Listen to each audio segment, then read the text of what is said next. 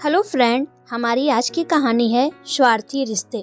अरे रमन, तू आ गया? हम तो तेरा ही इंतजार कर रहे थे।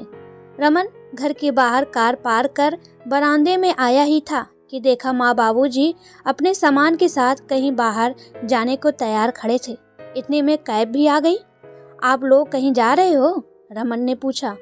हाँ, हम छोटे के पास जा रहे हैं। यहाँ तो बहू से हमारा काम नहीं होता।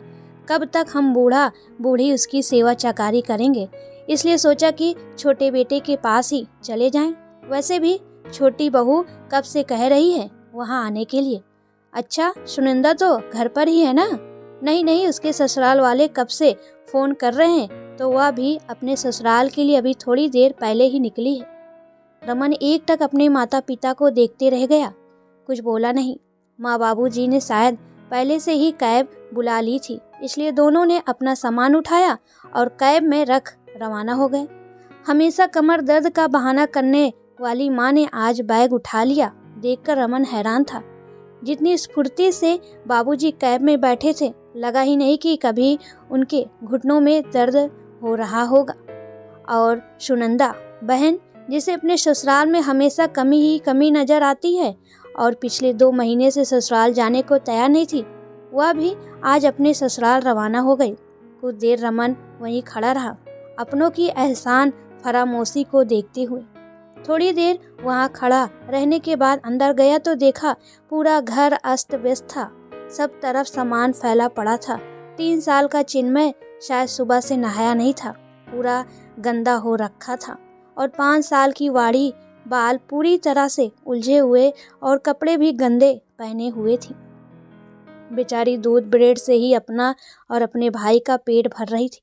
ब्रेड सेकना तो क्या आता होगा, इसलिए कच्ची ब्रेड ही दूध में डुबो डुबो कर दोनों भाई बहन खा रहे थे। उसमें भी बर्तनों का कोई पता नहीं, दूध की भगोनी ही लेकर बैठे हुए थे, जबकि ब्रेड का पैकेट जैसे तैसे फटा हुआ उसी में से ब्रेड लेकर खा रहे थे। साफ पता चल रहा था कि माँ बाबूजी और सुनंदा ने सुबह से कुछ भी काम नहीं किया था।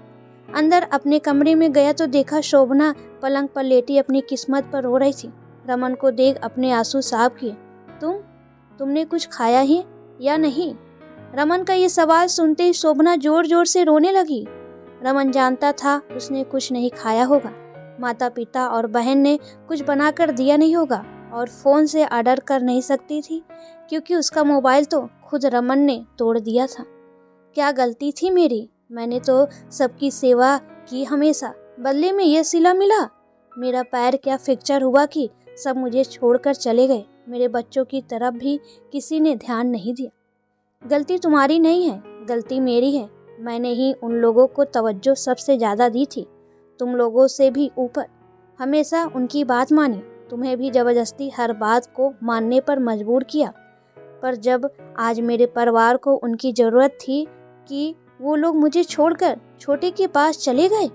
रमन ने शोभना के आंसू पोंछते हुए कहा, तुम फिक्र मत करो, मैं हूं ना, मैं संभाल लूंगा, बस तुम हिम्मत बनाए रखना, ठीक है? रमन ने शोभना का चेहरा अपने दोनों हाथों में लेते हुए कहा। ठीक है, शोभना ने भी जैसे तैसे हिम्मत करते हुए कहा। मैं अभी बाहर से कुछ ऑर्डर कर देता हूँ खाने के लिए। जब तक खाना आता है तब तक मैं बच्चों को थोड़ा तैयार कर देता हूँ। उसने फ़ोन पर खाना ऑर्डर किया और बच्चों को बुला उनके हाथ पैर धुलाकर ढंग के कपड़े पहनाए। पापा के हाथों तैयार होते हुए दोनों बहुत खुश थे।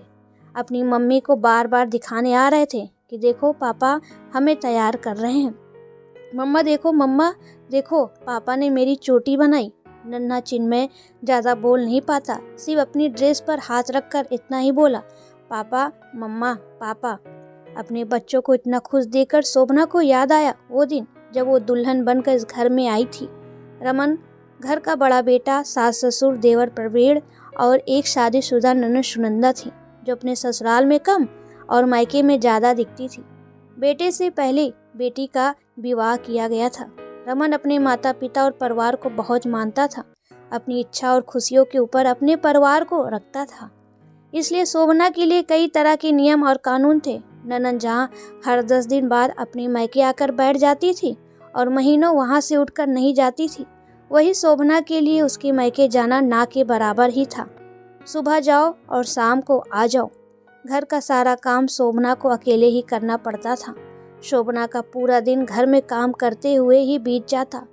रमन और शोभना अगर कहीं घूमने जाते तो पहले सुनंदा और सास ससुर जाने को तैयार होते, और अगर नहीं गए तो पहले सबका खाना तैयार करके जाना पड़ता। शादी से पहले शोभना जॉब भी करती थी, पर शादी के बाद उसे जॉब छोड़ना पड़ा। रमन के अनुसार माता पिता की सेवा करना उसका फर्ज था। सुबह से शाम मशीन बनी शोभना अकेले काम करती और बाकी सब फरमाइश करते रहते थे। एक बार नौकर रखने के लिए कहा तो रमन ने मना कर दिया, क्योंकि सास ससुर को नौकर चाकर का काम पसंद नहीं आता था, इसलिए नौकर भी नहीं रखने देते।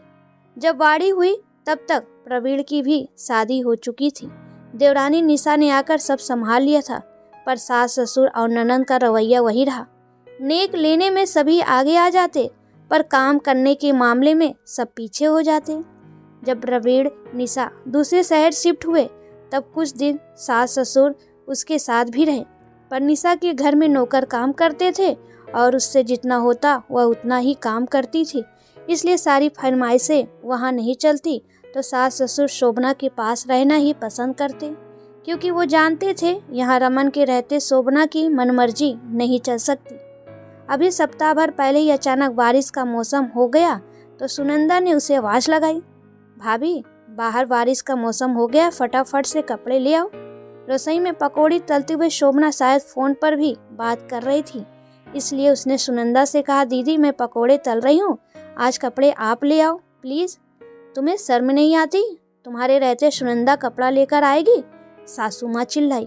उनकी आवाज़ सुनकर रमन वो बाहर आ गया। क्या हुआ माँ, क्यों चिल्ला रही हो? देख तेरी पत्नी को कामचोर होती जा रही है, सुनंदा से काम करवा रही है। अब हम भारी होते जा रहे हैं इस पर। नहीं होती है सेवा तो बोल दे, हम छोटे के पास चले जाएंगे। ऐसे कैसे कह रही हो माँ, मैं अभी समझाता हूँ। शोभना शोभना लगभग चिल्लाते हुए रमन रसोई में गया और शोभना के मोबाइल को फेंकते हुए जोर से शोभना को डांटने लगा। रमन ने डांट लगाई है तो अपने हाथ धोकर रसोई में काम करती हुई शोभना को ही छत पर भागना पड़ा। कपड़े उतार कर लाते समय रास्ते में पैर फिसला और सीढ़ियों से नीचे गिर गई और पैर फ्रैक्चर हो गया। शोभना की चीखने की आवाज़ सुनकर रमन दौड़ता हुआ आया और उसे गोद में उठा फटाफट कार में बैठाकर हॉस्पिटल लेकर गया, जहां उसके दाहिने पैर में मेजर फ्रैक्चर बताया गया, जिसे ठीक होने में लगभग 1.5 से 2 महीने लग जाएंगे। 4-5 दिन तो शोभना हॉस्पिटल में ही रही।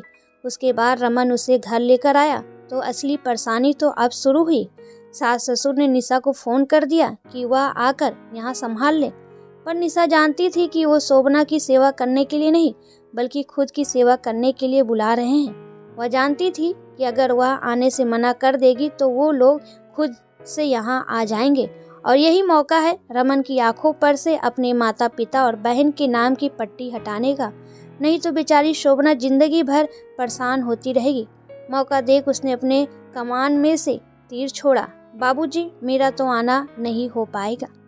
शाम को तो माँ और सुनंदा ने जैसे तैसे खाना बना दिया, लेकिन दूसरे दिन रमन ऑफिस में कुछ दिन की छुट्टी के लिए कहने गया। तब वापस लौटा तो देखा माँ बाबूजी घर से छोटे के पास जाने के लिए रवाना हो रहे हैं। इतने में खाना आ गया तो रमन खाना लेकर कमरे में आ गया। चलो बेटा, आज पापा तुम लोगों को खाना परोसेंगे, यहाँ जल्दी से आ जाओ। रमन की आवाज़ सुनकर बच्चे कमरे में आ गए और शोभना के पास जाकर बैठ गए।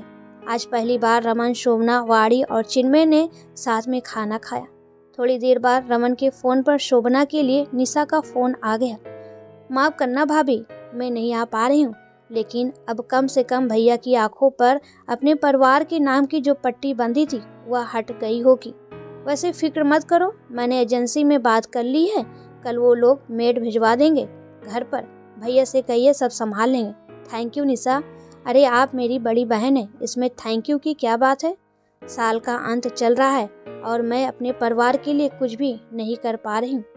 सबसे बड़ी खुशी की बात है भाभी, इस साल के अंत में भैया को समझ में आ गया कि कुछ रिश्ते स्वार्थी होते हैं, उनके लिए अपनों का मन नहीं मारना चाहिए, कहकर निशा ने फ़ोन रख दिया। दोस्तों, आपको ये कहानी कैसी लगी प्लीज़ कमेंट में ज़रूर बताएं।